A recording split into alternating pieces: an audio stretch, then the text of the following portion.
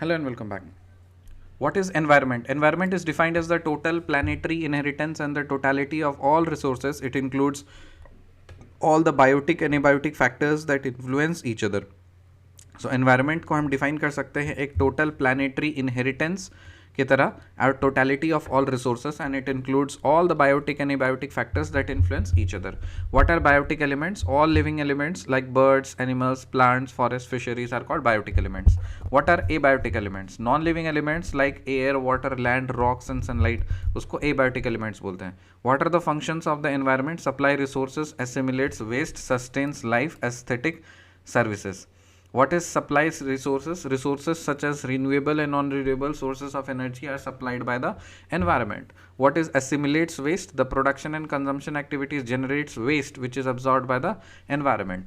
What is sustains life? Sustains life by providing essential elements like sun, soil, air, water, etc. Aesthetic services मतलब environment provides aesthetic services like scenery which includes river, ocean, mountains, deserts.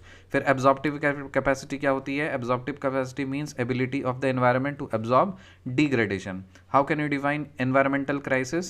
The environment is able to perform these functions without any interruption as long as demand on these functions is within it carrying capacity. It means that if the resource extraction is not above the rate of the regeneration, the environment will fail to perform its function. तो अगर हम कोई भी चीज़ को environment से ले रहे हैं तो हमें ये ध्यान रहना चाहिए कि वो चीज़ ख़राब ना हो, इतना ज़्यादा अननेसेसरी एक्सट्रैक्शन ना कर लें. सपोज़ मान लीजिए आप क्या कर रहे हो, आप डेवलपमेंट के लिए पेड़ काट रहे हो, तो आप जितनी पेड़ काट रहे हो तो दूसरे जगह लगा दो ना भाई. तो आप एक साइड से लगाते नहीं हो, खाली काटे जा रहे हो, जंगल को काटे जा रहे हो, तो ऑब्वियसली एनवायरनमेंट बैडली इफेक्ट पड़ेगा. है कि नहीं? तो वो चीज़ है. What are the two basic problems relating to environment? Problem of pollution का है and problem of excessive exploitation of natural resources का है. What are the features of sustainable development? Sustained rise in real per capita income and economic welfare. Yes, ये हमें ध्यान रखना चाहिए कि sustainable development अगर हमें चाहिए तो real per capita income और economic welfare के लिए sustained rise चाहिए. Rational use of natural resources चाहिए. No reduction in the ability of the future generation to meet their own needs and check on pollution. What are the strategies for sustainable development?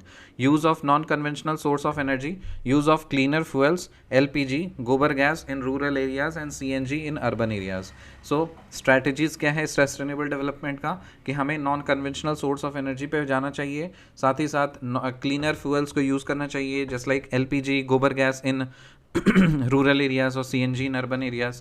Solar energy और wind power का इस्तेमाल करना चाहिए. Organic farming की तरफ धीरे धीरे shift करना चाहिए और पब्लिक मीन्स ऑफ ट्रांसपोर्ट को इस्तेमाल करना चाहिए.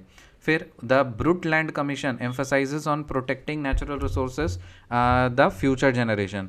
Protecting natural resources for the future generation. तो ये कमीशन का नाम याद रख लो, ब्रूट लैंड कमीशन.